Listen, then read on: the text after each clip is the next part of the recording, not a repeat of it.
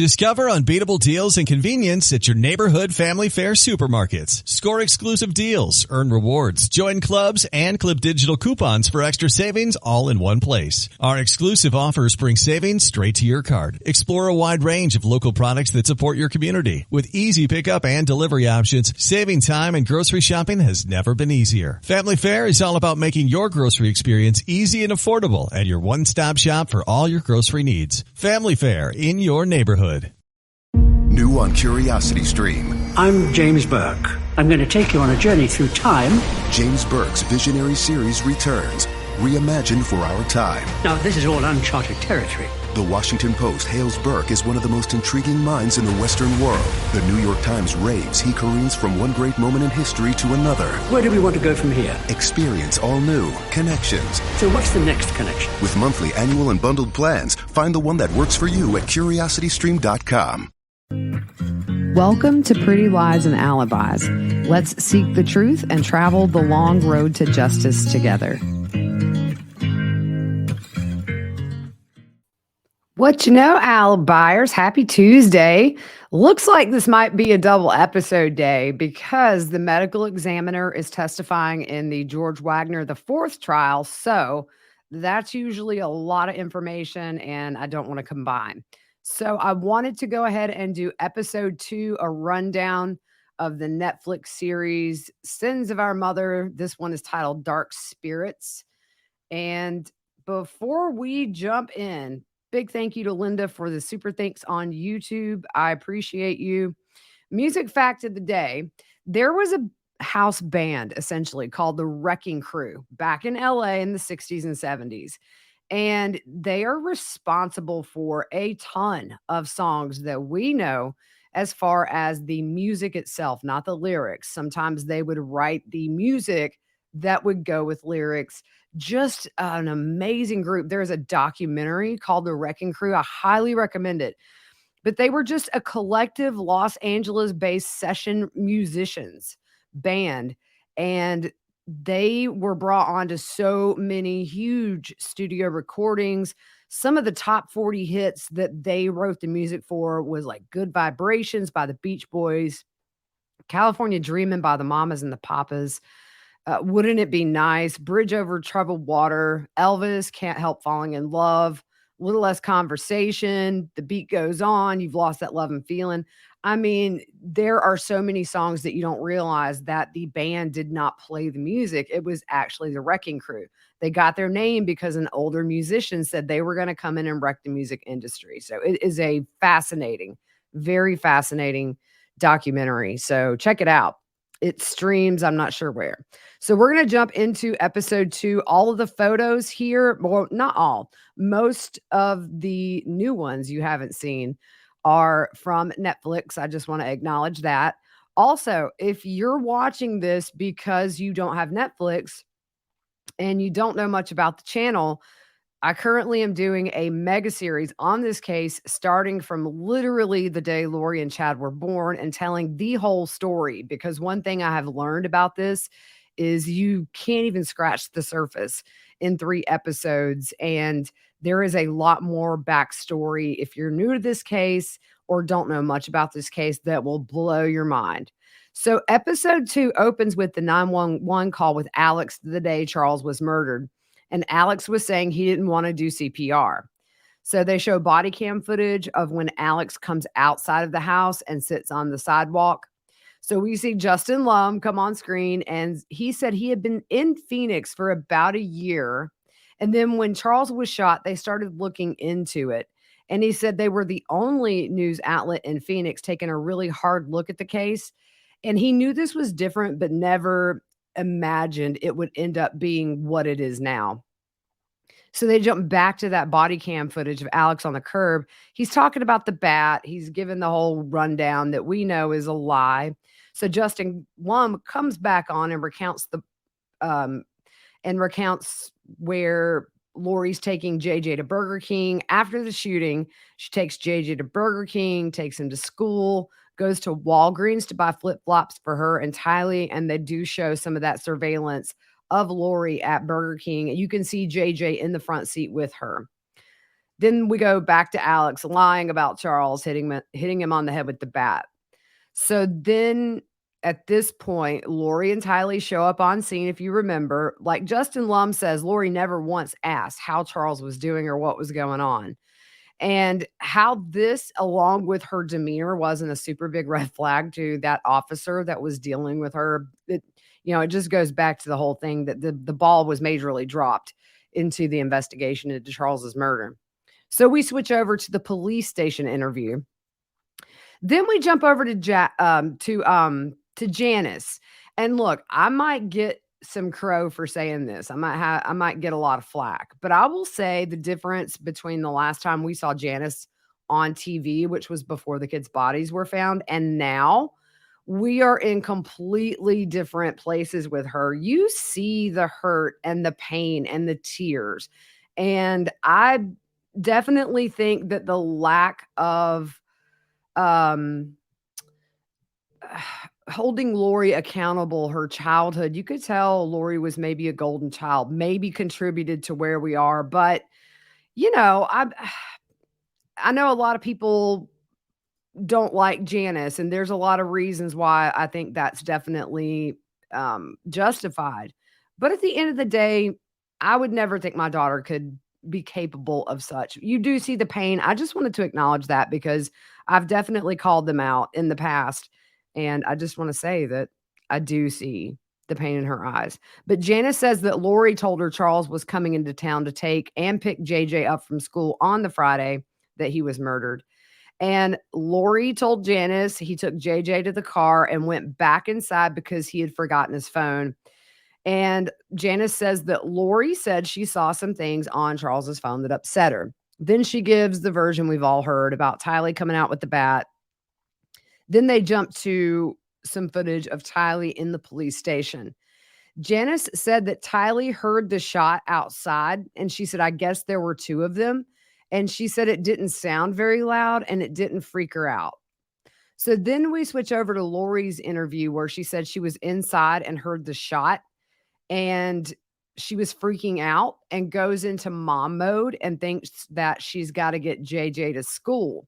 So a few weeks ago on the mega series, there was one episode where I just pointed out the inconsistencies of Alex saying Lori wasn't in the house, Lori saying she was in the house, and acknowledged that her and Alex didn't say anything to each other after the shooting because they were in shock. So many different stories and inconsistencies. Then they go to the point in Tylee's interview where they talk about she went back inside to get Lori's purse after Lori came out after the shooting. That's when Tylee said she just kind of tuned everything out and ran back to her mom's bedroom. Janice says that Tylee did not see Charles get shot, and she can't imagine that Tylee would make up that Charles grabbed the bat from her to help her mother. But the thing is, we know there was no DNA on that bat. And had Charles grabbed the barrel of that bat, his fingerprints would have been on there. So, I know she chooses to believe what she believes, but I don't think that Charles ever touched that bat, to be honest. And Janice says that people say Tylee would do whatever Lori asked her to do, and she doesn't think that's true at all. She said Tylee's a teenager, and this is really where I noticed that pain in her eyes, very teary-eyed. She kind of looks away from the camera. So we skip to Alex in the police station where Alex is telling where he sat the gun, which was in the floor of the bedroom. He says he called 911 and says he didn't call Lori. We know that's a lie. We have the phone records. And Lori said it in her interview. All those red flags again. It shows them taking photos of his little boo-boo on the back of his head. And they said, we will take you to where your sister is, that the interview is over. So Janice says they let him go, never brought him back in for questioning. And they told Alex that they would have to go through the DA to clear this case, but they were satisfied at the time with it being self-defense. So Justin Lum comes in and says that we find out he called 911 over 40 minutes after he called Lori. Over 40 minutes after he murdered Charles, and he didn't do CPR. And that second shot was while Charles was down on the ground. So Colby said he gets a call from his mom, and she says Charles died this morning and told Colby he had a heart attack. So Colby wanted to know if she was okay, JJ was okay, Tally was okay, and Colby said he was freaking out. So then Kelsey comes on camera and said Colby called and said that he needed to tell her something and that Charles is dead. And she was just shocked and said, "Are you serious? What happened?"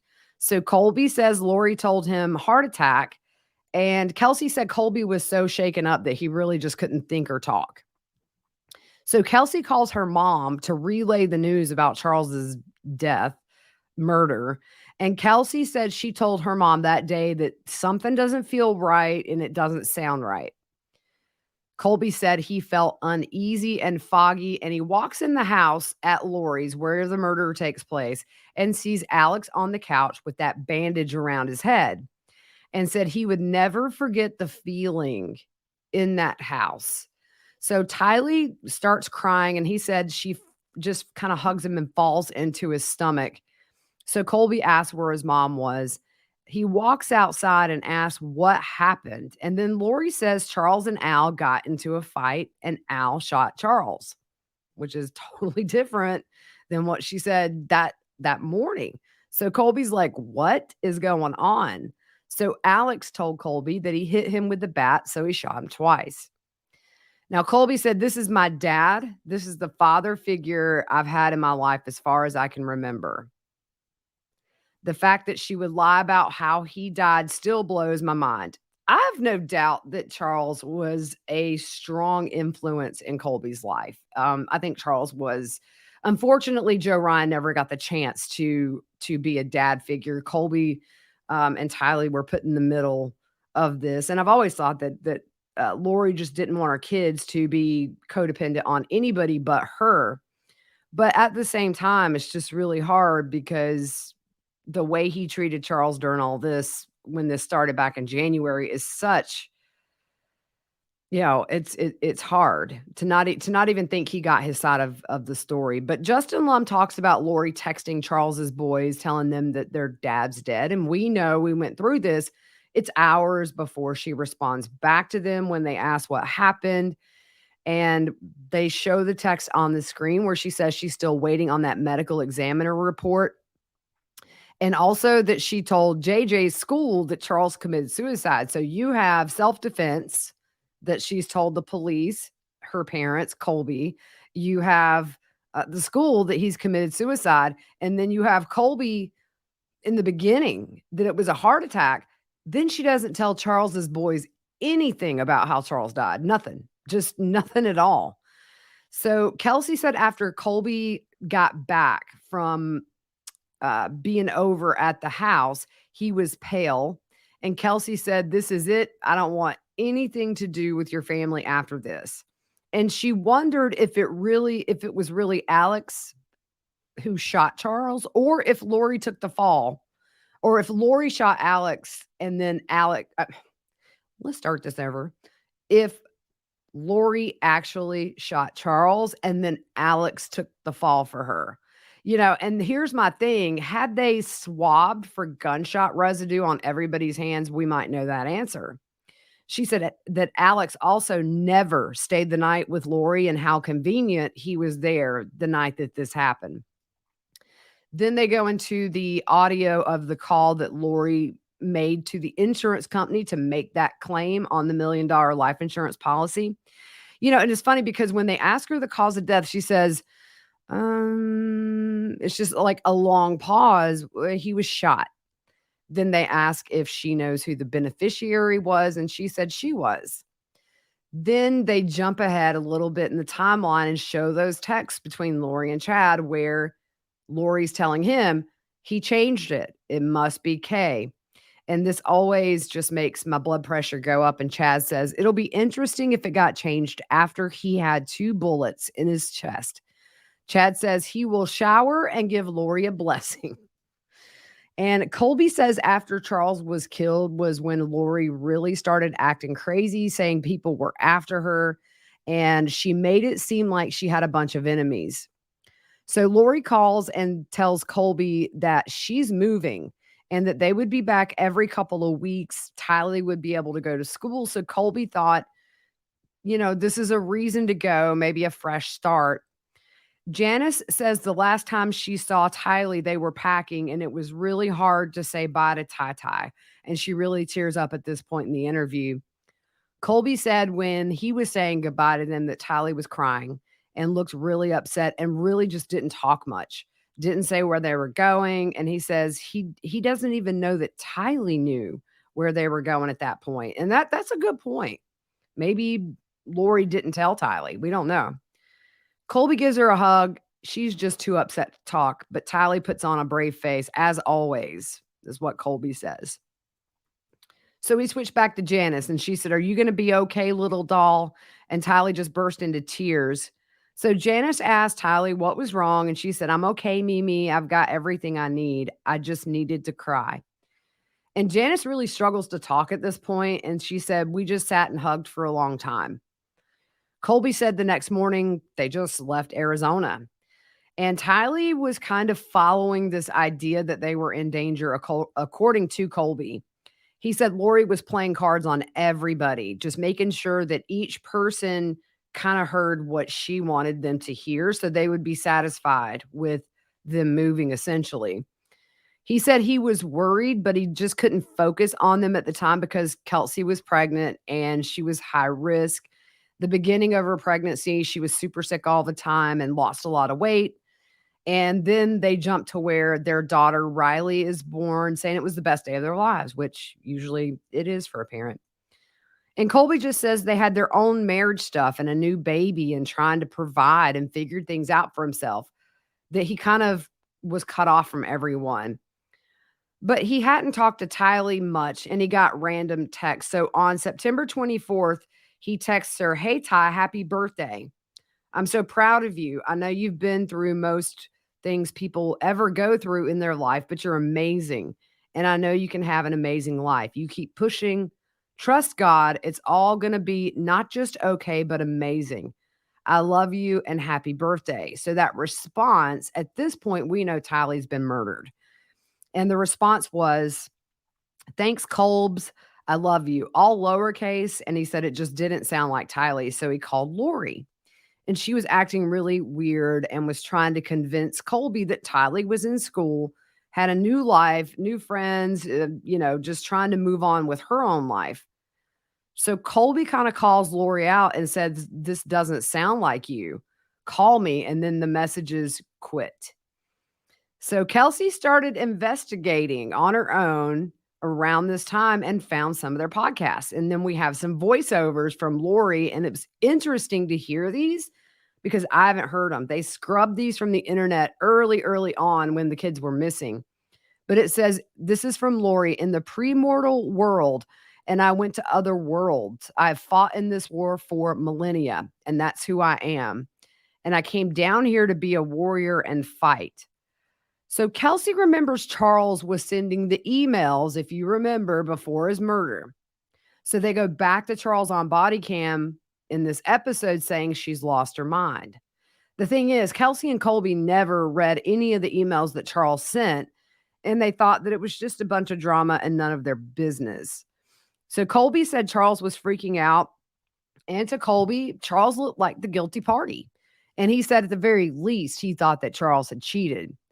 So Kelsey starts reading all of these emails from the past. It's like Charles coming back to life, almost to me, just way too late for them to do anything about it, obviously. At this point, the kids are dead. So Kelsey started reading the emails and found those family history documents. The emails were forwarded from Lori's account to Charles. So he forwarded them to himself. And in one of the emails, he says she calls her own daughter a dark spirit. Please help her. And I said last night on social media, I was watching this and making my notes. Gosh, if somebody had listened to Charles, I know Adam did, but nobody in Lori's family listened. How could this situation have changed if people had taken Charles seriously? I mean, maybe we wouldn't even know these people's names. But that's just not how it turned out. So Kelsey said her throat fell in her stomach when she read that. And she also found the light and dark spirit chart.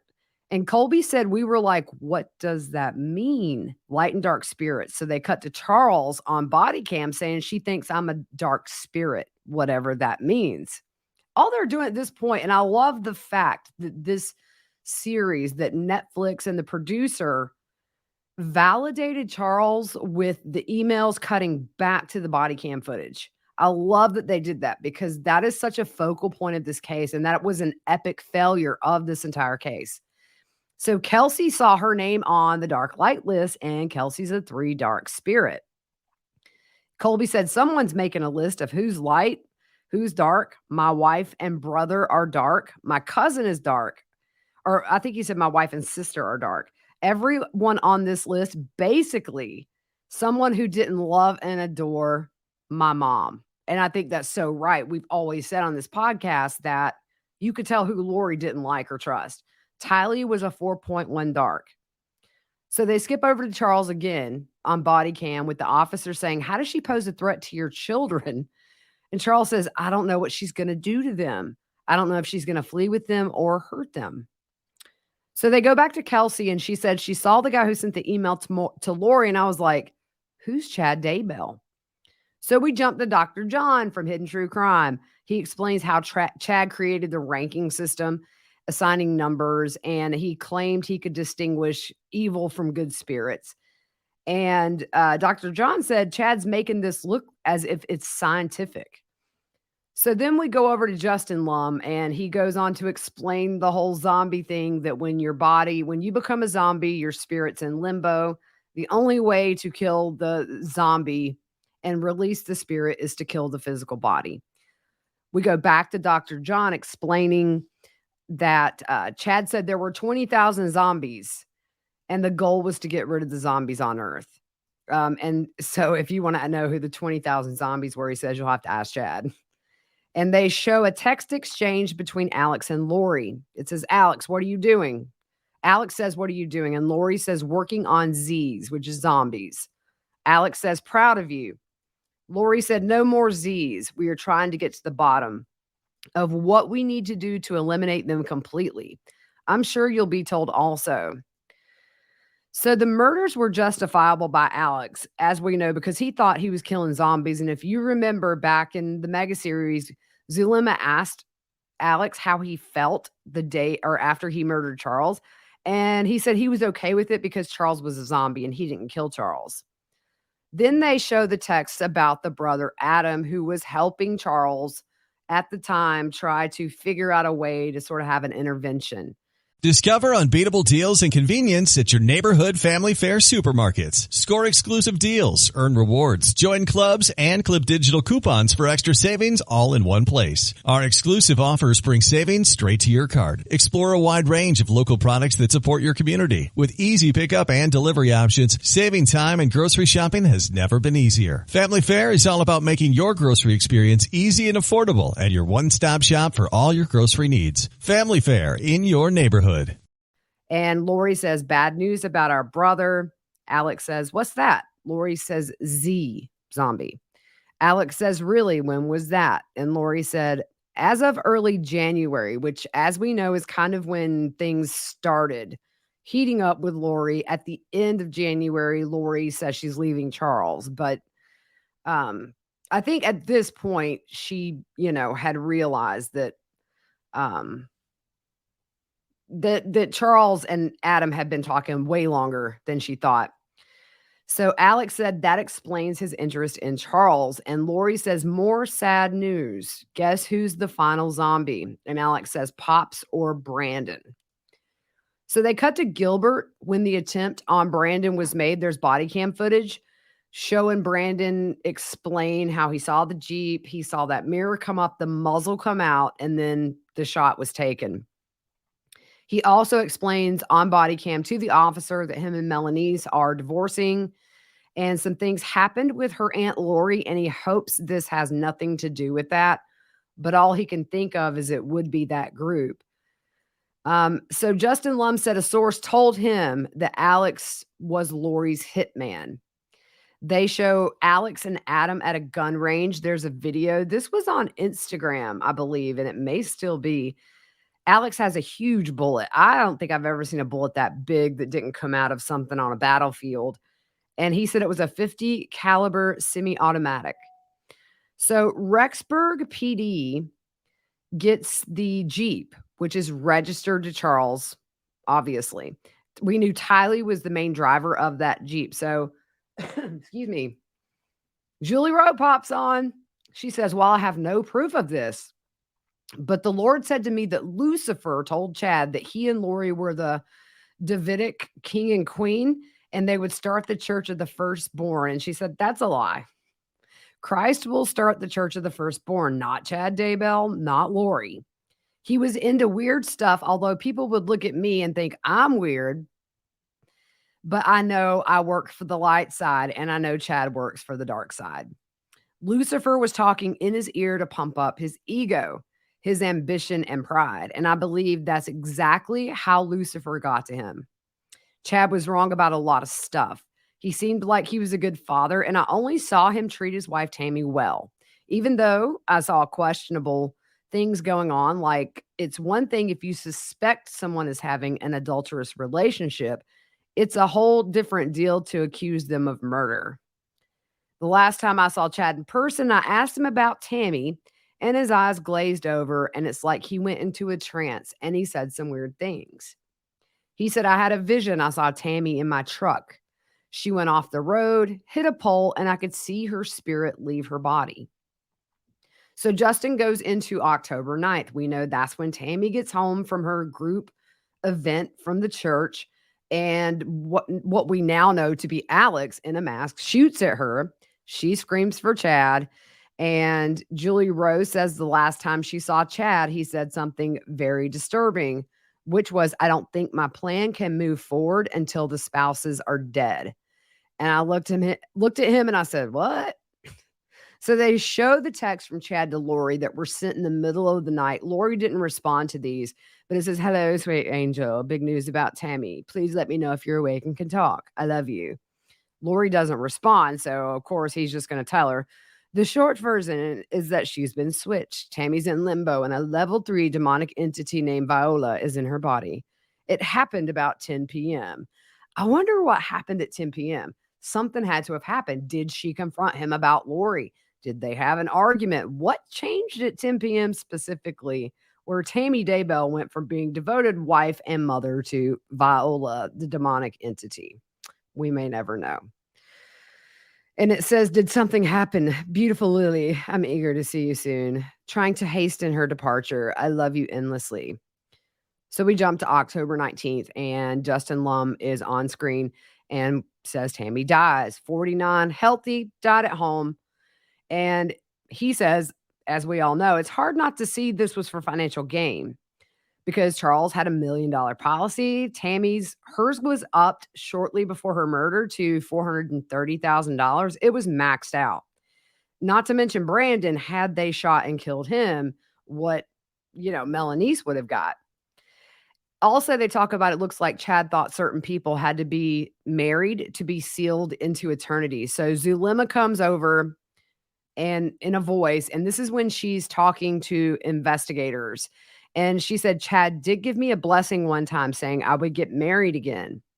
The way they presented it was, in order for people to finish their mission, they needed someone who was equal to them. And they started saying Alex can be part of that for you. He will be able to help you with your mission. And that mission was being together. Zulema said she was praying and asking and got this feeling, hey, time for me to marry Alex. November 29th, Alex marries Zulema, took her last name. Melanice marries Ian, which was 2 weeks after they met, supposedly. They marry the day after Zulema and Alex. There's a video of Melanice and Ian that plays where they're talking about they picked the wedding chapel, and Alex and Zulema were their witnesses for their wedding. Justin said they end up getting married within a day of each other. And Zulema they show a text from Zulema to Chad. It says, the Lord has placed a new yearning in my heart. It's so beautiful. I only want to read, study, learn, go to the temple and serve him. I'm really leaving the world behind. And Chad says, I'm so happy for you, Zulema. You're on the right path. You've already received your calling. Don't worry, you'll know when to gather.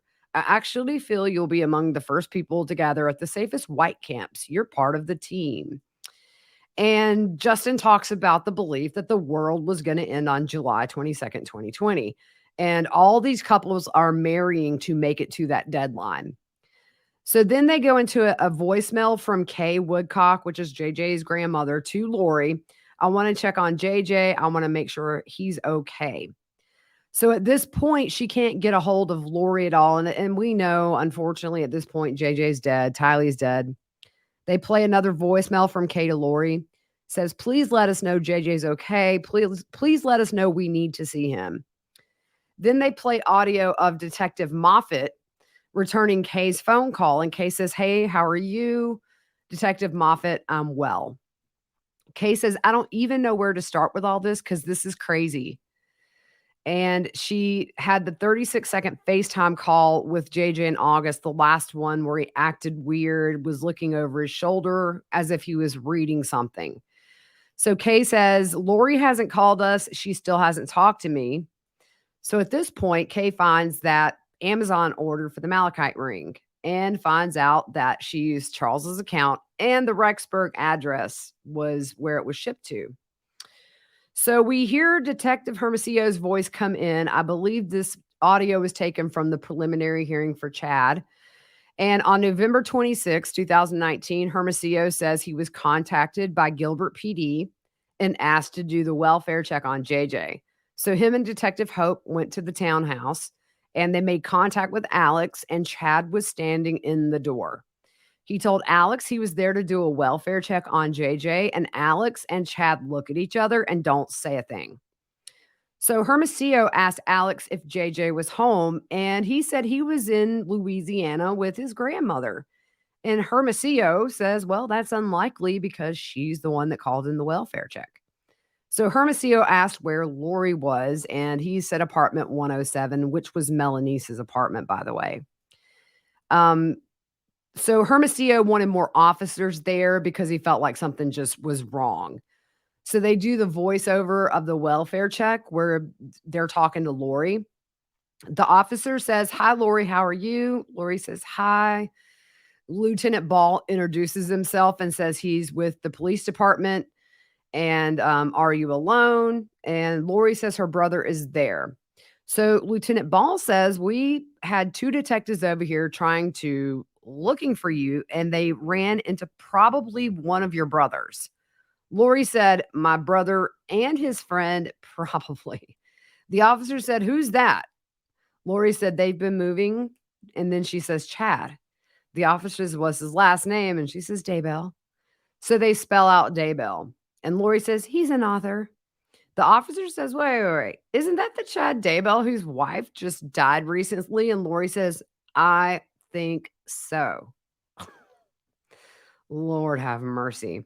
So they jump a bit into the conversation, and Lori says, I don't tell people the truth about where we are or what we're doing.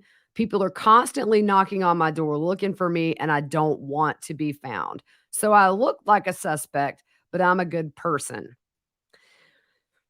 Ooh, she's laying it on thick, y'all.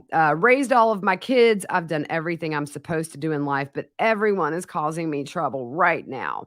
Her voice is very loud and forceful in this portion.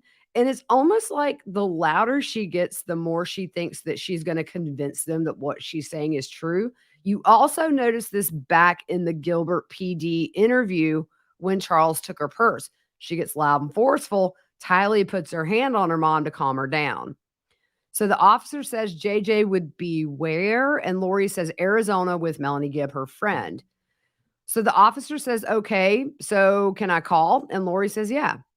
High-pitched voice at this point, not forceful. It's very kind of, yeah. You see that difference. It's not, she's not as sure at this point. I think maybe she's starting to get a little bit worried. So obviously, Justin Lund points out Melanie Gibb doesn't answer. Rexburg goes back to Lori's house and says, hey, we can't get a hold of your friend. Lori interrupts and says, Melanie? Well, they were going to see Frozen 2 today, so they might be at the movies. The officer asked for Lori to get in touch with Melanie at some point and to call the officer back that's been trying to call Melanie Gibb. And Lori says, okay, sure, again in that kind of high pitched voice. And it's, yeah, go back and listen to that stuff. It's very obvious. So they jump ahead to the phone call that Gibb recorded. This was after they had been married. And she said, I was wondering why you told the police he was with me. And Lori said, I just needed to have somebody so I wouldn't have to tell them where he really was. Gibb asks, is JJ safe? Lori says, he is safe and happy. And Gibb says, okay, well, that's good to hear. Lori says, are you being controversial to me? Or if you're recording this conversation for the police or whatever, I don't know what your intention is on this phone call, but I love you with all my heart. Gibb said, I appreciate those words, but if you really loved me, you would not have told the police I had JJ with me. That's not what a friend does. So Lori says, you know me, Mel, you know me. I don't think she really knew her. Chad said, there's so much, Melanie, that you just have to have faith. And Gibb says, you can understand my concern, right? And Chad says, I can from an outside perspective, but and then Lori cuts him off and says, from someone who knows as much as you know, no. So Justin Lum's back on the screen, and the next day the police came with the search warrant. We know they got the heck out of Dodge. They're all gone. So November 27th, the police came to Kelsey and Colby's door asking if they knew where Tylee and JJ were, and they said, we don't. And they started to get worried. So Colby calls his mom and says, hey, look, 2 detectives have come to my door looking for my siblings. What's going on?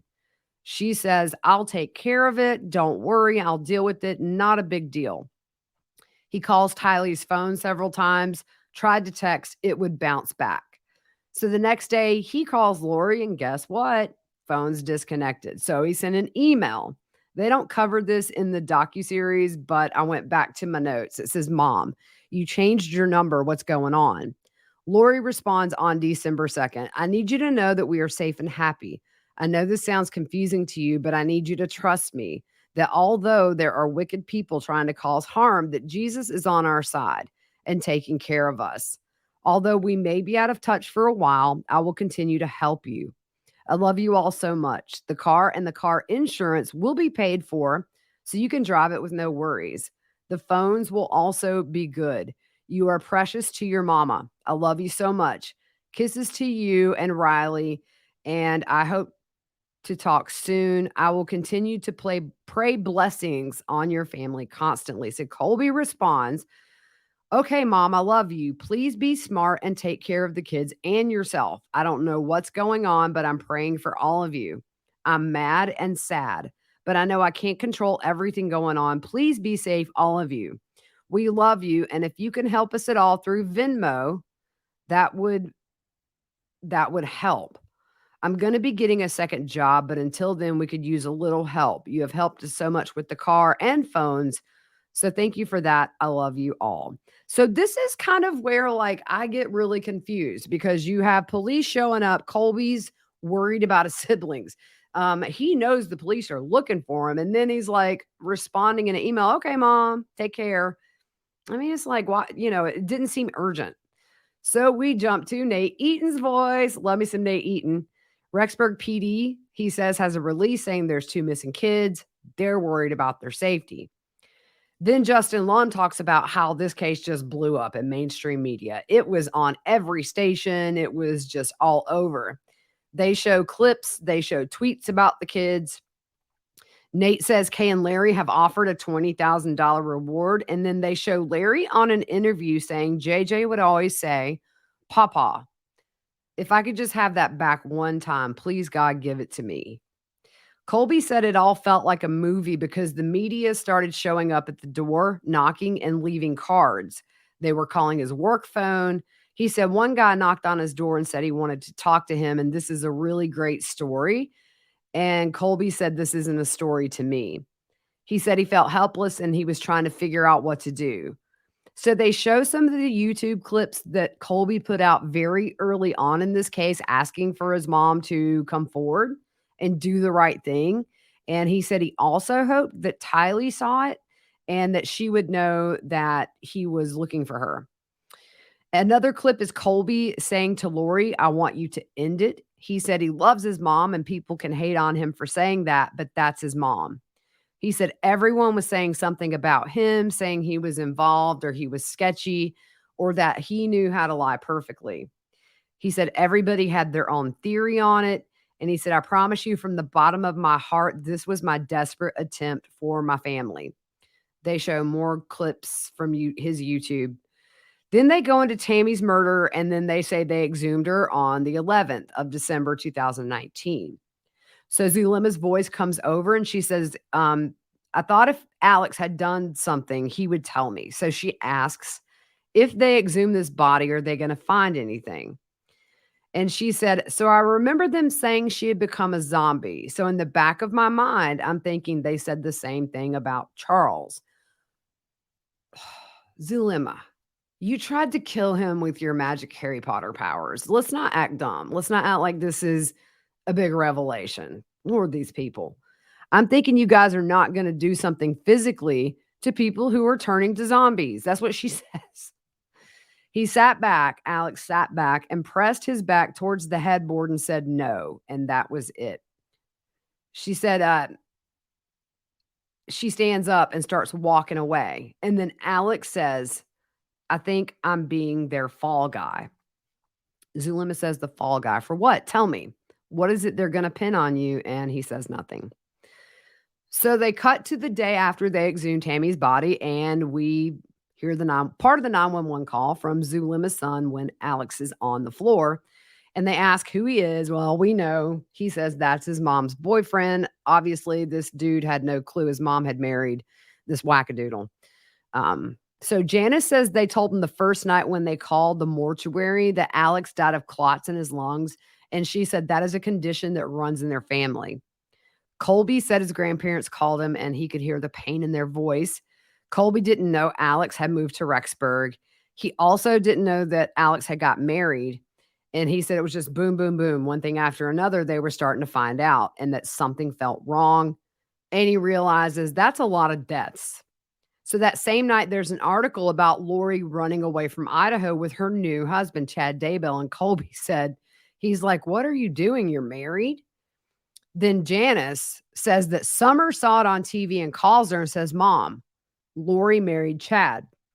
She got married in Hawaii all these months ago. It was November 5th. I don't know when she made this call. They didn't say. Janice says, well, at least we didn't have to get a present. I didn't know what to think. I knew Tylee wouldn't like it. I said, Tylee isn't going to want another stepfather. That's just not good news. So they jumped to January 2020 when the police searched Chad's home that Tammy died in. That was simply for relating to Tammy's death. Nothing about the kids. Very eerie and ironic that 100 yards away, the kids are there. But this was related to Tammy. They take a bunch of electronic stuff, some journals, things like that. They jump to where on January 27th, they show Lori and Chad getting served with that search warrant for the car in Kauai. They put her and Chad in different cop cars. We just went over this on one of the more recent mega series episodes. And Colby said he'll never forget watching that video of Lori with Nate Eaton. And it shows a clip of Nate approaching them. Colby said that's the first time he ever saw Chad. And at that point, Chad was kind of like a fable.